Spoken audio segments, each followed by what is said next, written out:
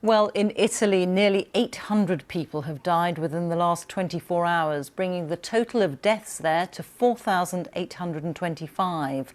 A lockdown to limit the spread has been in place for weeks. Now, tougher measures have been introduced which stop people visiting parks, playgrounds or public gardens. Sima Katecha reports from Rome. No children, just empty playgrounds in Rome's largest park. Even tougher rules that have come into force today say people can't go into them to try and curb the outbreak. Here for several weeks, schools have already been closed. The only noises that you can hear are the bells, the church bells, which is nice, but the other noise is the ambulances. That's all, the only two noises that you hear. In Lombardy, the worst affected region, teachers say some children felt lost without social contact, but virtual lessons are helping. To begin with, they were scared, I think, of their reality being taken away from them. Being able to actually deliver reality through a computer, even if he's obviously on a completely different scale, has been particularly important. Aurelio, how do you feel about the coronavirus? Thumbs down? Yeah. Thumbs down. One parent in Rome tells us she's worried about the psychological impact the outbreak will have on the young. He's having a little bit of nightmares, though. He's having nightmares? Yeah. I don't know if it's connected, but he's having nightmares about spiders most nights. He says he's not worried because he's brave. You're brave. Well, that's fantastic. You seem very brave and you look very brave. Nobody has lived through times like this before.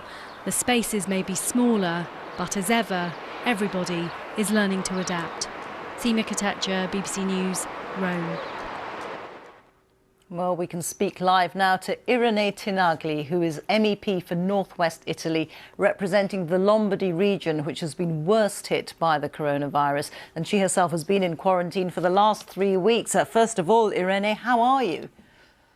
I'm fine, but of course I'm worried because this emergency keeps going, and although the growth rates is less, it's not as tough as it was a few days ago, but the death toll increases every day. So this is very worrying. And the death toll has been really shocking today, hasn't it? Yeah. So many more have died.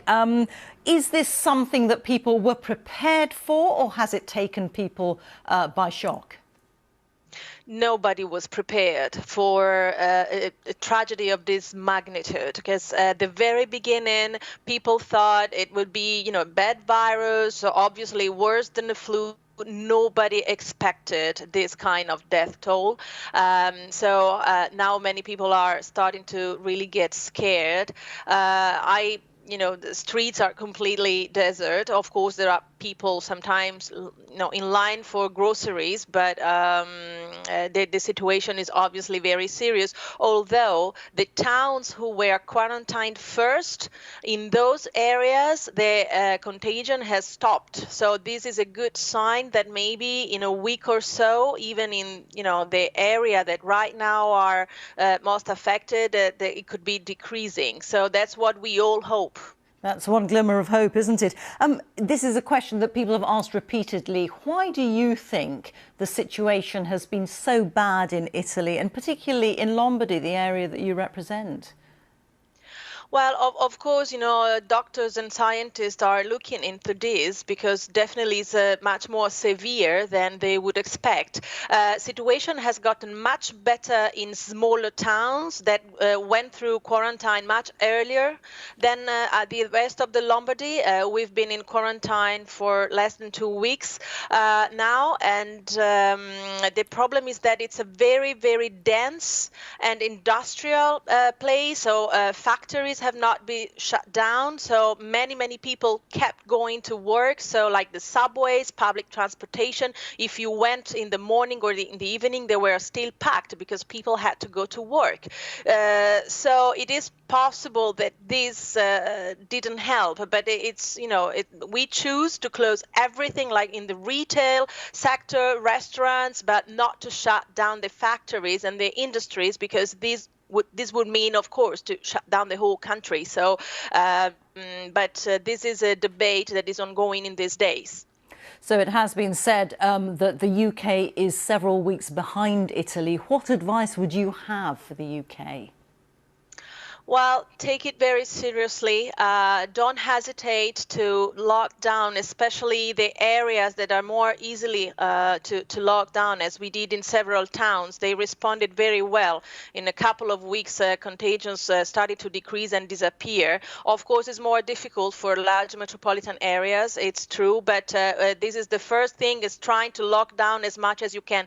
The second advice, protect your doctors. You're going to have problems and shortage of doctors. 10% of our, the people affected are doctors and nurses, and now we have a shortage, and this is a drama. So it's desperate, and so be very careful in protecting your doctors and nurses.